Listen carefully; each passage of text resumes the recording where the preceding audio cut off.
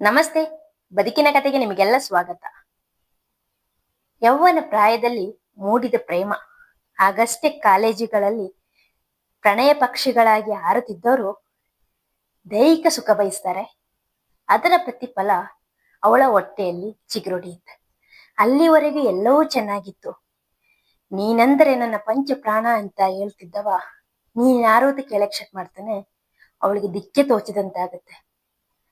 ಗರ್ಭಧರಿಸಿಯಾಗಿದೆ, ಯಾರಿಗೆ ಹೇಳೋದು? ನನ್ನನ್ನು ನಂಬಿಸಿದವ ಕೈ ಕೊಡುವ ಎಲ್ಲಾ ಸ್ಥಿತಿ ಕಂಡಾಗ ಹೆಣ್ಣು ಮಗಳು ತಾಯಿ ಹತ್ರ ಹೇಳ್ಕೊಳ್ತದೆ. ಅದುವರೆಗೂ ನನ್ನ ಮಗಳು ನನಗೇನೋ ಓದಿ ದೊಡ್ಡ ಕೆಲಸಕ್ಕೆಲ್ಲ ಸೇರ್ತಾಳೆ, ನಮ್ಮ ಬದುಕಿಗೆ ಆಸರೆ ಆಗ್ತಾಳೆ ಅಂತ ನಂಬಿದ ಆ ತಾಯಿ ಕುಸಿದು ಹೋಗ್ತಾರೆ. ಮಿಡ್ಲ್ ಕ್ಲಾಸ್ ಲೈಫ್, ಇಲ್ಲಿ ಮರ್ಯಾದೆಯೇ ಜೀವನ.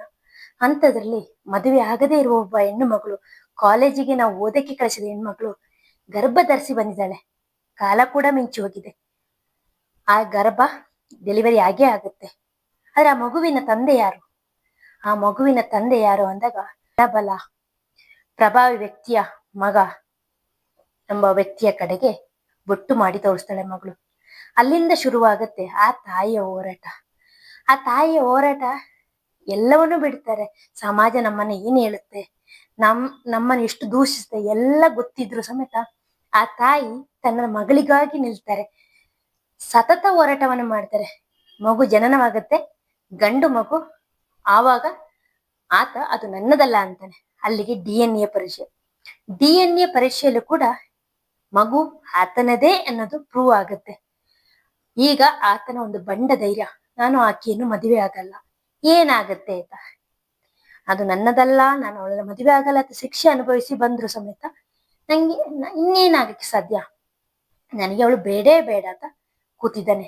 ಇತ್ತ ತಾಯಿ ಮಗಳು ಪ್ರೆಸ್ ಕ್ಲಬ್ಗಳಲ್ಲಿ ಬಂದು ಅಳುತ್ತಾ ನನ್ನ ಮಗಳಿಗೆ ಒಂದು ಬದುಕು ಬೇಕು ಅಂತ ತಾಯಿ ಕೇಳಿದ್ರೆ, ನನ್ನಿಂದಲೂ ತಪ್ಪಾಗಿದೆ, ನನ್ನ ಮಗುವಿಗೆ ತಂದೆ ಸ್ಥಾನ ಬೇಕು, ಆತ ನನ್ನ ಮದುವೆ ಆಗ್ಲಿ ಅಂತ ಆ ಮಗಳು ಕೇಳ್ಕೊಳ್ತಿದ್ದಾಳೆ.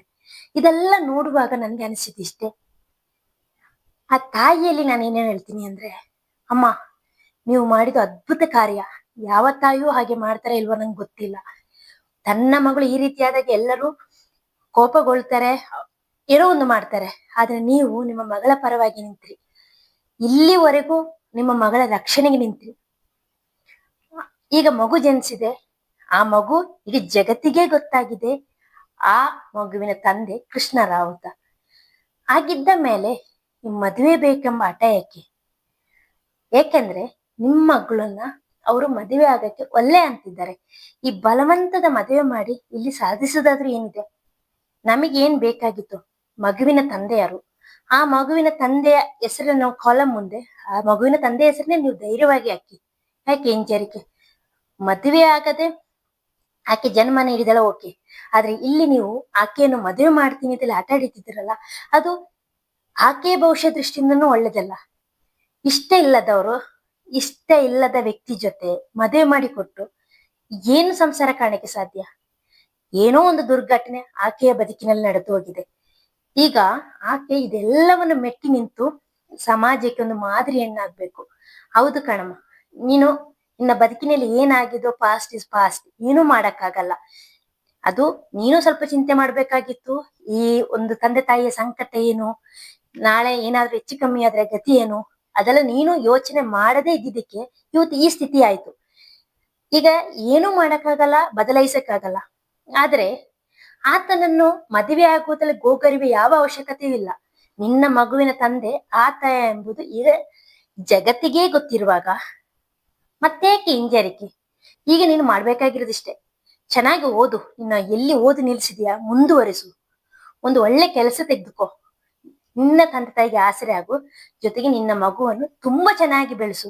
ಎಷ್ಟು ಚೆನ್ನಾಗಿ ಬೆಳೆಸ್ಬೇಕಂದ್ರೆ ನೀನು ಬೆಳೆಯುವ ರೀತಿ ನೋಡಿ ಆತನೇ ನಿನ್ನ ಕಾಲು ಬುಡಕ್ಕೆ ಬರ್ಬೇಕು. ಆತನೇ ನಿನ್ನ ಮಗನ ನೋಡಿ, ಅಯ್ಯೋ ನನ್ನ ಮಗ ಈ ಹಂತಕ್ಕೆ ಬೆಳೆದಿದ್ದಾನ, ಆತನೇ ನಿನ್ನ ಕಾಲು ಬುಡಕ್ಕೆ ಬರಬೇಕು ಹೊರತು ಈಗ ಗೋಗರಿವೆ ಯಾವ ಅವಶ್ಯಕತೆನೂ ಇಲ್ಲ. ಇದು ಒಂಥರ ಸೀರಿಯಲ್ ತರ ಮುಂದುವರಿತಾನೆ ಇದೆ.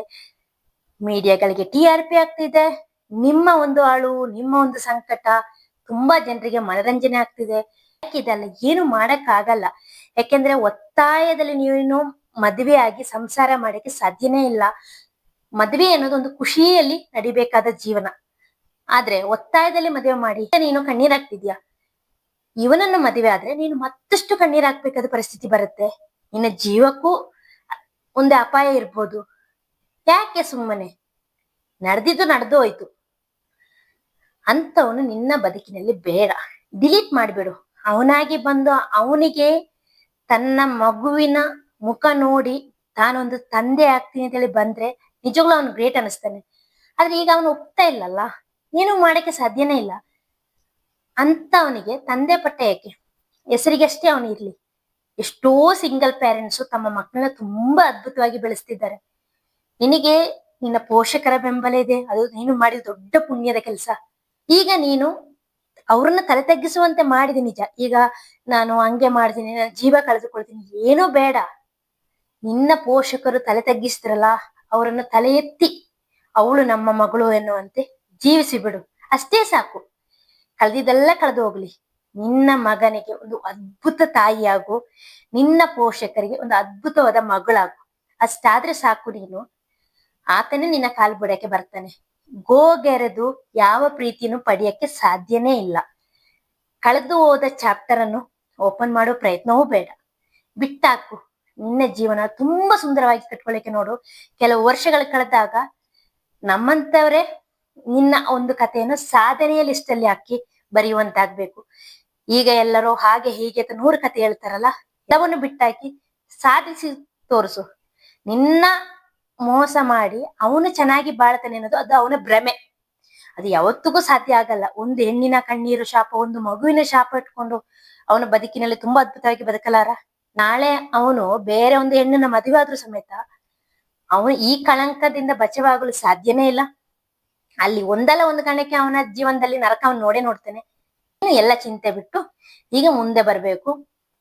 ನಿಜವಾಗ್ಲೂ ನಿನಗೆ ನೀನು ಮಾಡಿದ ತಪ್ಪಿಗೆ ಪಶ್ಚಾತ್ತಾಪ ಪಡ್ತಿದ್ರೆ ಈಗ ಇದೆ ಅವಕಾಶ. ತುಂಬಾ ಚೆನ್ನಾಗಿ ಬದುಕಿ ತೋರ್ಸು. ವಿಶ್ ಗುಡ್ ಲಕ್ ಅಂತೀವಿ. ನಿನ್ನ ಬದುಕು ಹೆಣ್ಮಕ್ಳಿಗೆ 2 ರೀತಿಯಲ್ಲಿ ಪಾಠ ಆಗ್ಬೇಕಾಗಿದೆ. ಪ್ರೀತಿ, ಪ್ರೇಮ, ಪ್ರಣಯ ಎಲ್ಲ ಓಕೆ, ಎಲ್ಲೇ ಮೀರಿದ್ರೆ ಜೋಕೆ ಎಂಬ ರೀತಿಯಲ್ಲೂ ಒಂದು ಪಾಠ ಆಗ್ಬೇಕು. ಅಷ್ಟು ಮಾತ್ರ ಅಲ್ಲ, ಒಂದು ಹೆಣ್ಣನ್ನ ಕಡೆಗಣಿಸಿ ಕಾಣ್ಬೇಡಿ. ಅವಳು ಮನಸ್ಸು ಮಾಡಿದ್ರೆ ಅವಳು ಎಷ್ಟು ಅದ್ಭುತವಾಗಿ ಬದುಕು ಕಟ್ಟಿಕೊಳ್ತಾಳೆ ಅನ್ನೋದಕ್ಕೂ ನೀನು ಉದಾಹರಣೆ ಆಗ್ಬೇಕು. ಗುರಿ ಹತ್ತಾ ಇರ್ಲಿ, ಬೇಡದ ಕಡೆ ನಿನ್ನ ಎನರ್ಜಿ ವೇಸ್ಟ್ ಮಾಡ್ಬೇಡಿ.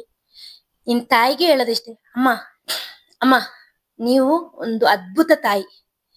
ಈಗ ನೀವು ಮಾಡ್ಬೇಕಾಗಿರೋದಿಷ್ಟೇ, ಇಂಥ ವ್ಯಕ್ತಿಯ ಹಿಂದೆಲ್ಲ ಹೋಗಿ ಕಾಲಿಡಿಯುವ ಯಾವ ಅವಶ್ಯಕತೆನೂ ಇಲ್ಲ.